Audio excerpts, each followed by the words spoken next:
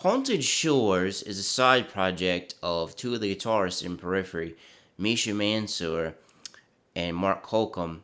Now, this was actually a side project long before Mark was actually in Periphery. Probably one of the main reasons that he replaced Alex Boyce once Alex left was because Mark was already familiar with a lot of the stuff Misha did, and they were already good friends, so they had a lot of that stuff out the way. Now, Haunted Shores did put out an EP a very long time ago, but here we are now with the Viscera EP. Now, the very first title track, Viscera, which is the title track of the album, it's an intro type song. It's very epic. It honestly, to me, it sounds like a Final Fantasy menu music. Like whenever you first get into the game and it's introducing everything, that's what it sounds like to me. It's very cool. It's very epic. It has strings and it has really big drums in it. And then right after that, we have the Spire. Now the Spire hits you over the head like a hammer. It's super aggressive. It's definitely black metal.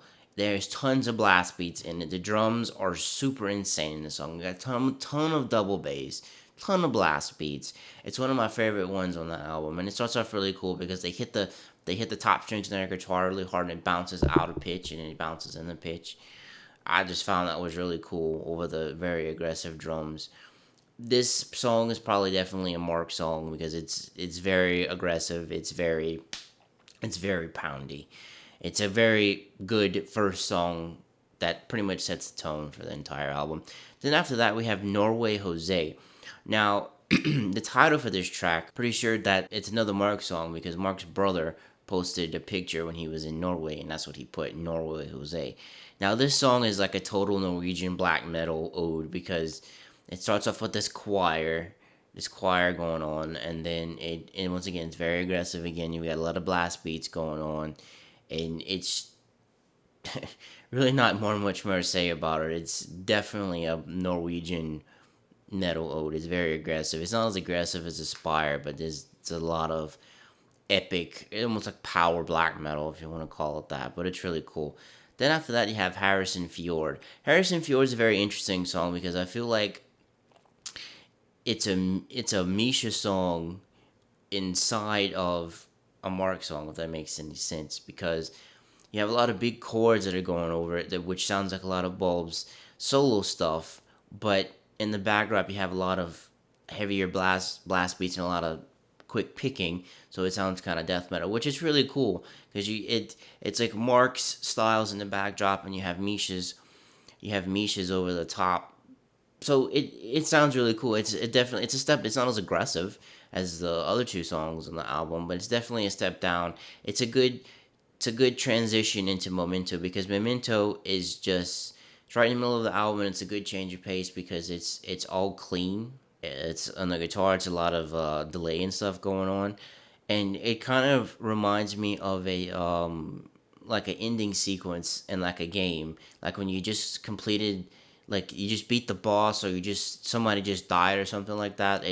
It's a very emotional song. It pulls emotion out of you, which is really cool. It's just one of those kind of songs that you can just chill to, and it's a great contrast to the very Norwegian death metal stuff we just heard farther up top. Now after Memento, we have Vectors. Vectors is definitely a Bulb song.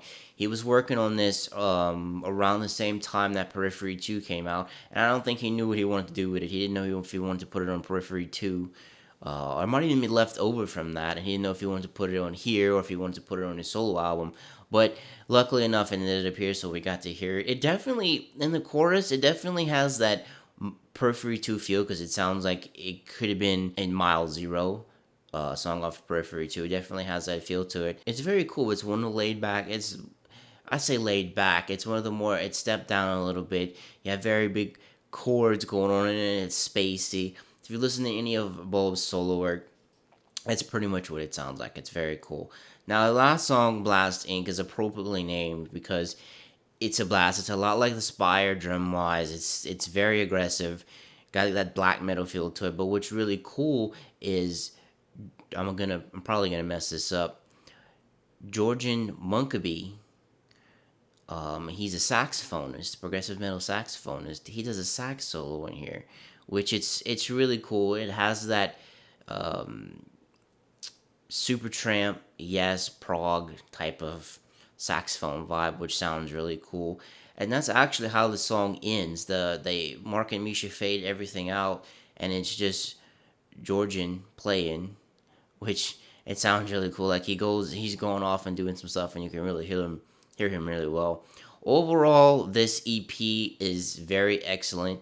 It was hyped up a lot, but it did deliver. It's very good. It's very way more aggressive stuff than we've heard from them in a while. And well, you have the aggressive stuff, and then you have the more mellow songs to balance everything out, and I think it fits really well. This is probably gonna crack my top 10, though we've had a lot of great stuff out there. It's really good. It doesn't bore me at any point. What do you guys think? Do you love it? Do you hate it? Do you hate to love it? Did it deliver everything you thought it would? Let me know in the comments below. As for me, I'm out. Peace.